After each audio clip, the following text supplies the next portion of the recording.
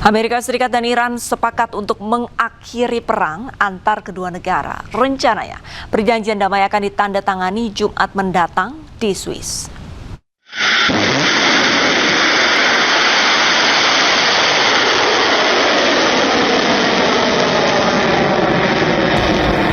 Kesepakatan damai antara Amerika Serikat dan Iran segera tercapai. Kabar ini diumumkan langsung oleh Presiden Amerika Serikat Donald Trump. Rencananya kesepakatan damai ini akan ditandatangani secara resmi di Swiss pada Jumat 19 Juni. Dalam akun media sosialnya, Trump juga menyebut kesepakatan kedua negara bersifat permanen. Amerika Serikat dan Iran juga setuju seluruh operasi militer dihentikan, termasuk serangan Israel ke Lebanon. Pernyataan ini juga diperkuat oleh Wakil Menteri Luar Negeri Bidang Hukum dan Internasional Qasim Garibabadi dalam wawancaranya di media Iran. Selat Hormuz pun akan segera dibuka. Amerika Serikat juga akan mengakhiri blokade terhadap pelabuhan-pelabuhan Iran. پایان فوری و دائمی جنگ و عملیات‌های نظامی در واقع در جبهه‌های مختلف از جمله در لبنان این رو دیدید که در موضعی که نخست وزیر پاکستان هم اعلام کردن این به صراحت قید شده که دیگه در واقع پایان دائمی و فوری جنگ اعلام شده در تمامی جبهه‌ها از جمله لبنان و اتفاق دومی که در واقع افتاد و رئیس جمهور آمریکا هم اعلام کرد در موضع خودش رفع و خاتمه محاصره دریایی است که در واقع آمریکا علیه جمهوری اسلامی ایران. Meski rincian final kesepakatan belum dipublikasikan, namun salah satu isinya diprediksi terkait program nuklir Iran. Rencananya, isu nuklir Iran akan dibahas dalam perundingan tambahan selama 60 hari ke depan.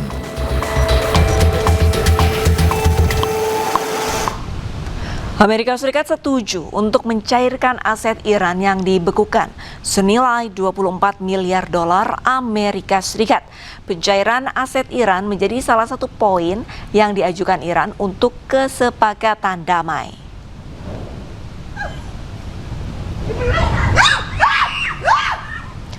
Dilansir dari media Middle East Monitor, Presiden Amerika Serikat Donald Trump dilaporkan setuju untuk mencairkan aset Iran yang dibekukan. Aset tersebut senilai 24 miliar dolar atau setara dengan 390 triliun rupiah. Namun, konfirmasi ini tidak disampaikan secara eksplisit oleh Trump. Informasi ini disampaikan oleh penasihat senior pemimpin tertinggi Iran, Mohsen Razei, kepada awak media pada Jumat waktu setempat.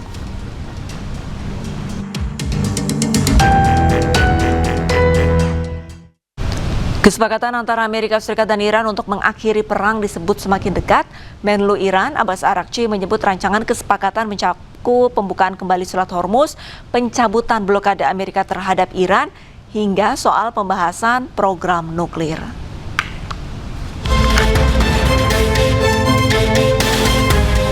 Menteri Luar Negeri Iran Abbas Araghchi menyatakan upaya diplomatik antara Teheran dan Washington telah menghasilkan rancangan nota kesepahaman berisi 14 poin yang masih terbuka untuk pembahasan lebih lanjut. Dalam wawancara dengan televisi pemerintah Iran, Araghchi mengatakan dokumen tersebut akan menjadi dasar menuju perjanjian final antara kedua negara. Tahap pertama mencakup penghentian perang di Iran dan Lebanon serta komitmen kedua pihak untuk tidak mencampuri urusan dalam negeri masing-masing. Selain itu, memorandum tersebut juga mencakup pencabutan blokade Amerika terhadap Iran, pembukaan kembali Selat Hormuz, hingga mekanisme pelepasan aset Iran yang dibekukan. Araghchi juga menyebut isu nuklir dan sanksi ekonomi akan dibahas pada tahap kedua perundingan yang dijadwalkan berlangsung dalam 60 hari. دارایی‌های مسدود شده ایران هم طبق یادداشت تفاهم که امضا بشه، حالا اینو هم یادداشت تفاهم میگیم هم تفاهم نامه میگیم، بس به ترجمه هست که ممکنه هر کسی بکنه. بر اساس این دارایی‌های ما هم آزاد خواهد شد و هیچ یک از دارایی ما نمیتونه مجدد مسدود بمانه. ممکنه رخ بده. حالت اول این هست که دو طرف از میزان پیشرفت مذاکرات راضی باشن، لذا تصمیم میگیرن که این 60 روز رو تمدید بکنن. در توافق هم پیش بینی شده که این 60 روز قابل تمدیده. یعنی ما اگر در پایان 60 روز ببینیم آره مذاکرات مثلا خوب پیش رفته، اگر مثلا 10 روز دیگه یه ماه دیگه مذاکره بکنیم ممکنه که به توافق برسیم، خود دو طرف توافق میکنن و تمدید میکنن. Araghchi pun menegaskan seluruh dokumen yang beredar di publik saat ini tidak dapat dianggap sebagai naskah resmi. Iran belum mengonfirmasi satupun versi kesepakatan yang beredar di publik.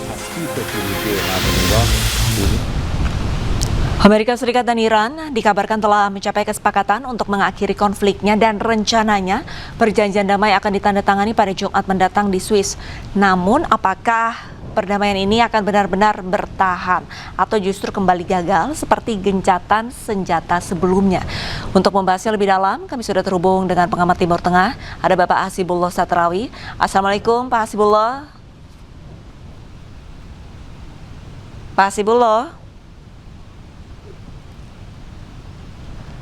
Pak Hasibullah, Anda mendengar suara saya? Assalamualaikum. Baik, saya akan mencoba menyapa kembali. Assalamualaikum Pak Hasibullah. Kirain nggak ada suaranya. Waalaikumsalam Mbak Arlista. Oke, alhamdulillah sudah terhubung. Apa kabar Bapak? Selamat siang, alhamdulillah sehat. Selamat siang. Pak Hasibullah, kalau misalkan kita lihat beberapa waktu lalu sebenarnya isu untuk kesepakatan antara Amerika dengan Iran ini sempat disampaikan oleh Presiden Donald Trump pada hari Sabtu waktu setempat yang menyatakan hari Minggu kemarin seharusnya itu sudah ada penandatanganan. Kemudian hari ini hari Senin ada isu lagi bahwa untuk penandatanganan akan dilakukan hari Jumat di Swiss. Nah, kalau menurut Anda seberapa real ataupun seberapa signifikan sih kesepakatan damai antara Amerika dan Iran untuk ke depan nanti?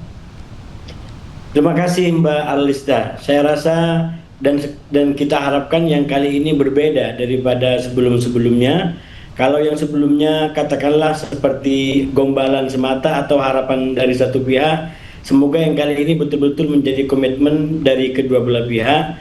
Karena yang saya ikutin ini sudah disampaikan oleh paling tidak para pihak, yaitu mediator, lalu kemudian dari pihak Iran dan dari pihak Amerika.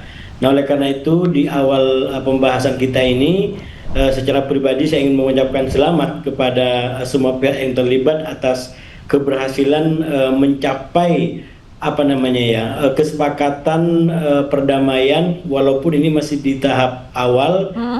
Mungkin kalau diibaratkan seperti komitmen tadi, ini baru deklarasi hubungan, belum menjadi sebuah ikatan, dan ikatannya baru akan dilakukan nanti di hari Jumat, ya, hari Kamis di Eropa. Begitu Mbak. Oke, kalau misalkan kita lihat berarti benar-benar bisa dikatakan kedua negara ini mau duduk bersama untuk agar bisa mencapai kesepakatan. Nah, kalau menurut Anda kira-kira apa sih yang membuat kedua negara ini akhirnya dengan rendah hati, dengan menurunkan ego untuk mencapai kesepakatan? Kurang lebih ada 14 poin. Saya rasa ini banyak hal yang bisa berkontribusi bagi tercapainya komitmen besar untuk katakanlah kesepakatan perdamaian ini. Yang pertama sudah pasti peran besar daripada fasilitator, mediator, terutama dari pihak Qatar dan juga Pakistan. Tentu unsur-unsur lainnya juga turut membantu agar kesepahaman ini bisa dicapai. Dan yang kedua tentu saja komitmen dan keadaan, ya, dari dua pihak yang berperang, terutama Amerika, yang selalu saya katakan di banyak media bahwa kondisinya hari ini, kondisinya dalam waktu-waktu ini tidak mungkin untuk berperang lebih besar lagi melebihi perang 40 hari yang telah dilakukan. Dan itu bagi saya faktor utamanya adalah pemilu November mendatang. Dan yang ketiga tentu saja dari pihak Iran, yang kalau kita ikutin dari bahkan sampai mendekati detik-detik terakhir, itu cobaannya cukup kuat, minimal dari dua hal Mbak Arlista saya melihat.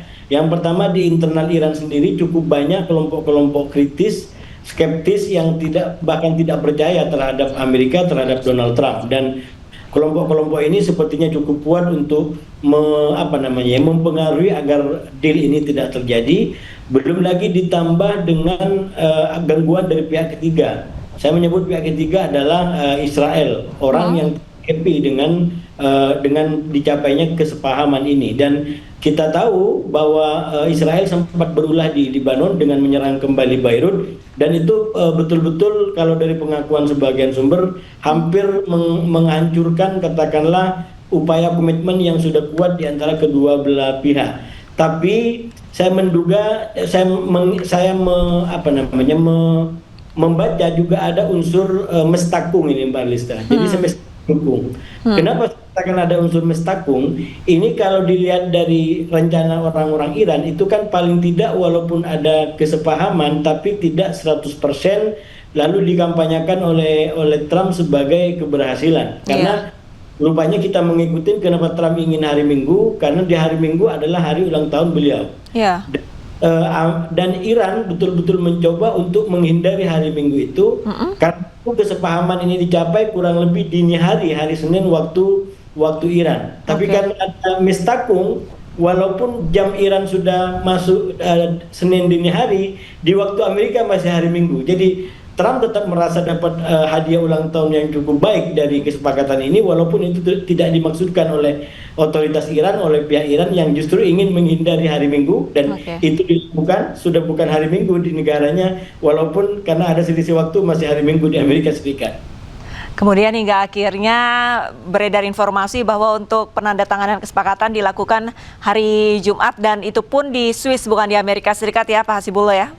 Benar sekali, hari Jumat tanggal 19. Oke, tapi kalau misalkan kita lihat lagi Pak Hasibullah, sebenarnya banyak sekali publik yang bisa dikatakan skeptis ataupun justru ada pula yang apatis gitu. Karena beberapa gencatan senjata sebelumnya juga gagal bertahan, apalagi di beberapa poin sempat disampaikan bahwa ini bisa dikatakan rekor, bahwa salah satu poinnya adalah Amerika bersedia untuk mencairkan aset dari Iran sebanyak 24 miliar US dollar. Tanggapan Anda?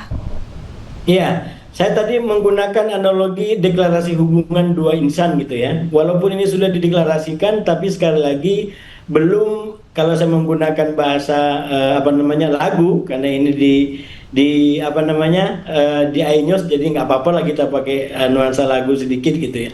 Ini kan istilahnya sampai tenda biru dengan jadul kuningnya melengkung, itu tantangannya masih ada.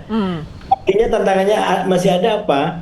Saya tadi sampaikan, pertama, memang dari segi substansi seperti disampaikan oleh Mbak Lista, ini poin-poinnya cukup kritis ya.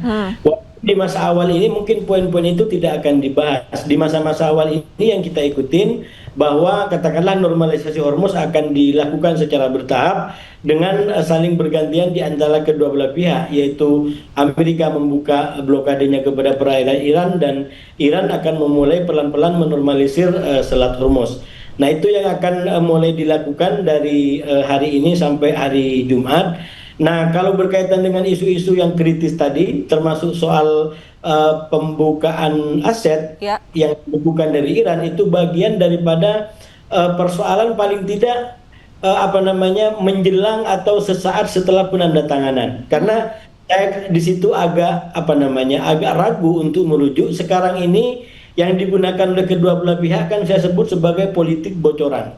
Jadi poin-poin 14 poin itu dibocorkan oleh kedua belah pihak atau pendukung dari kedua belah pihak, yang kemudian tidak ada kepastian yang mana yang betul-betul diakui sebagai draft yang final. Jadi lebih baik kita menunggu yang versi resmi, karena kalau menggunakan bocoran yang ada itu masih saling bertentangan satu sama lain. Misalkan dalam poin soal pencairan aset Iran yang dibekukan, itu dalam versinya Iran itu harus dicairkan minimal separuhnya atau sebagiannya, bahkan sebelum tahap kedua dari perundingan ini dilakukan. Jadi setelah tanda tangan, lalu kemudian akan masuk kepada tahap kedua. Nah, pencairan sebagian dari aset Iran yang dibekukan kurang lebih 12 miliar, separuhnya dari total 24 miliar US dollar itu dilakukan sebelum masuk kepada tahapan kedua dalam perundingan isu-isu serius.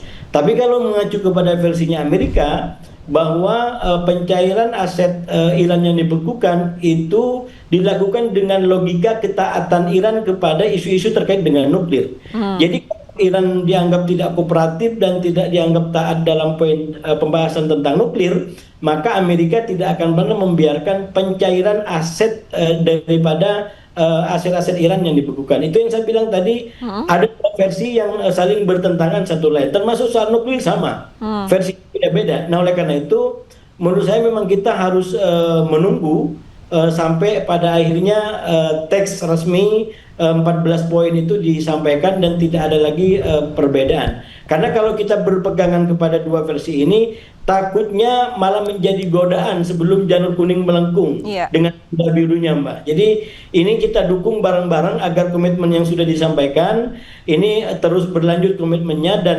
sampai janur kuning dan tanda birunya melengkung. Walaupun sekali lagi kalau saya menggunakan logika lagu ini ketika menjadi kabar baik bagi semua, tapi justru ini derita bagi pihak ketiga, yaitu Israel.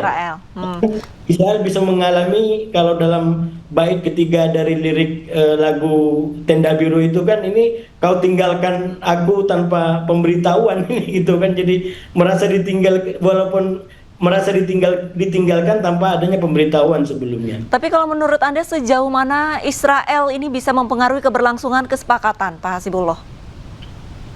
Untuk dengan Amerika menurut saya akan terus dilakukan, termasuk yang terbaru itu saya baca bahwa Netanyahu minta kalau bisa ketemu dengan Trump itu setelah pertemuan dengan G7.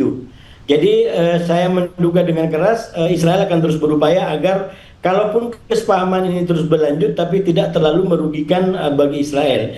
Tapi di sisi lain ini juga ada upaya-upaya terutama dari luar Israel agar kesepahaman itu terus berlanjut. Jadi saya membaca di antara mereka yang mendukung dan tidak mendukung, paling tidak akan lebih banyak yang mendukung, termasuk koalisi-koalisi Amerika di Eropa itu yang kita baca sudah mulai bersiap untuk kemudian mencairkan atau mengangkat sanksi ekonomi yang diberlakukan kepada Iran kalau betul-betul kesepahaman ini perundingan ini kesepakatan ini betul-betul berjalan sesuai dengan yang disepakati. Pak Hasibullah, jika kesepakatan ini benar-benar tercapai begitu, AS Iran damai, menurut Anda apakah Israel masih berpotensi melanjutkan serangannya ke Lebanon? Nah itu kalau kemarin saya menggunakan kata Bakir Galibab ketika serangan di Lebanon terjadi, dia sampaikan kemungkinan yang dihadapi Amerika itu adalah dua, yaitu bahwa Amerika tidak mau untuk mengendalikan Israel atau Amerika tidak mampu untuk mengendalikan Israel.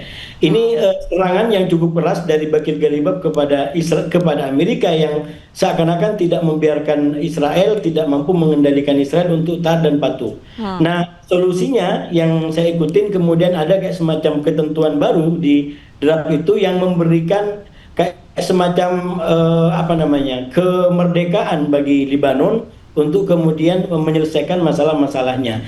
Nah, saya sebenarnya kalau kita membaca situasi di Lebanon bisa dibikin mudah, bisa dibikin susah. Bisa dibikin mudah dalam pengertian karena Iran dan Amerika itu sama-sama punya pengaruh yang sangat kuat terhadap Israel. Walaupun sekali lagi Israel ini, terutama Netanyahu ini kan yang mengerikan karena dia loyal ketika dia dimanja. Kalau dalam bahasa Arab sami'na wa ata'na, ketika dia dimanja. Tapi ketika dia tidak dapat yang dia mau, dia kemudian bisa menjadi pembangkang. Sami'na wa asoina, dia bisa melawan. Nah, ini yang kemudian harus dibaca. Tapi kalau melihat komitmennya Trump, paling tidak, ini saya menduga ya, paling tidak sampai bulan November, maka menurut saya Trump akan memberikan jalan seluas-luasnya bagaimana situasi Timur Tengah kembali damai, bagaimana situasi kembali terkendali, dan itu kemudian dijadikan sebagai modal bagi Trump untuk memenangi pemilu selah.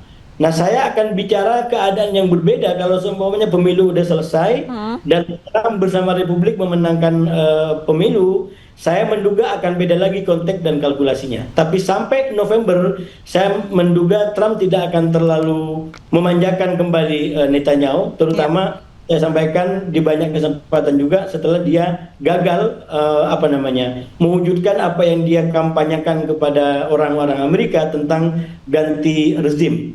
Bahkan bocoran terbaru yang disampaikan New York Times itu cukup jelas tentang siapa yang menyampaikan ide mengenai pergantian rezim, yaitu Netanyahu. Kalau dalam laporan itu yang sekarang juga lagi heboh di Amerika karena memberitakan hal-hal yang dibahas di ruang yang sangat rahasia. Nah, di antara yang diberitakan adalah bahwa yang punya itu ganti rezim itu Baik. agak banyak.